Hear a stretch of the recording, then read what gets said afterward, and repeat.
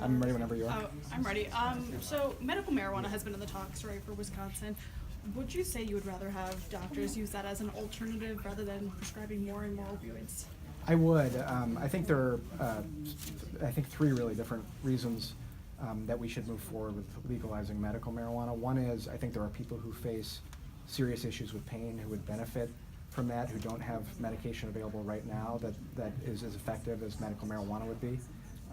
Second, this would be a good potential source of revenue for the state.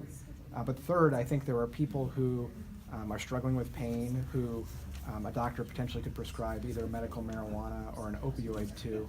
And I would rather see doctors prescribing medical marijuana to people than opioids. You know, we have seen the toll that the opioid epidemic has taken on communities across the state. And if legalizing medical marijuana can result in fewer opioid prescriptions, I think that's a good thing. And Wood Pause. County, Sorry, Dan's gonna grab his mic. Thank you. yeah, Thank you for being here. Have a good day, Ron. Wood County actually has medical marijuana on their ballot coming up in the election. Do you guys consider what counties want? I'm sorry? Wood County is having medical marijuana on their ballot in the next election. Do you guys consider what counties want? So there have been a number of referenda. There were in the last election cycle, the 2018 election, and there was very strong public support for legalizing medical marijuana. And so I'm hopeful that there's going to be legislation in this session where people move forward with that. I think there is broad support for it, both in the public, and I think there's bipartisan support in the legislature, and so I intend to advocate for legislation that would allow us to move forward on that front. What is your view on the need for an investigation into clergy abuse in Wisconsin, and what plans, if any, do you have for that? I know you can't comment a whole lot, but... Yeah, so first of all, based on the information that has been released to the public so far by diocese, but also from investigations in other jurisdictions, like in Pennsylvania, there is very serious evidence of really significant wrongdoing that has been made available to the public. And survivors deserve justice. I think that is a critical point. Now, that being said, with respect to a potential investigation in Wisconsin, I can't comment on the details of that. Okay. Thank you. Yep, thank you. I have one more. Great. So I'm a representative of USA Today Network Wisconsin. Over the last several months, we've had some kind of issues with getting information from the Office of Open Government and the DOJ. Several reporters have run into this problem. Is there anything in the works to kind of address, issues with getting in contact with representatives of your office or yourself? I would certainly be happy to know more about that, because it's really critical that our government agencies be transparent.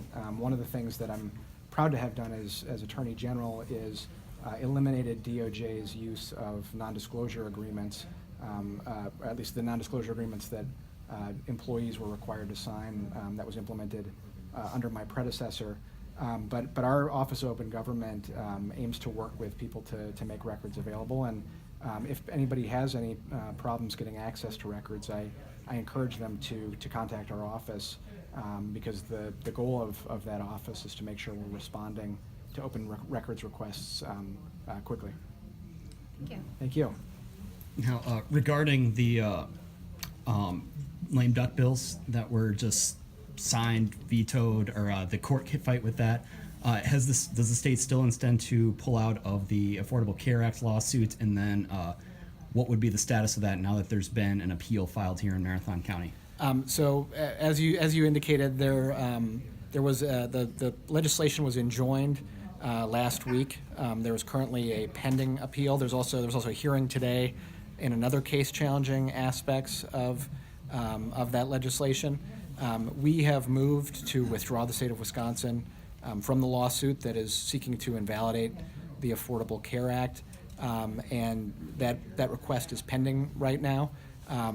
We will respond based on what courts decide, and we will continue to act consistently with the law that's in effect, at the time. So the state has moved to withdraw.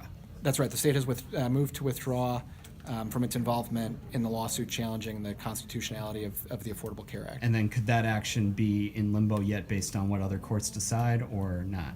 Well, that motion is pending right now, Okay. so it hasn't been resolved by the Fifth Circuit Court of Appeals or the District Court in that case. But the ability of the AG to withdraw will depend in part on what happens in the various litigations that are going on, and so we'll wait to see what happens in these cases and act in accordance with the law. Okay. All right, thank you all very much. Thank you so much. Yep.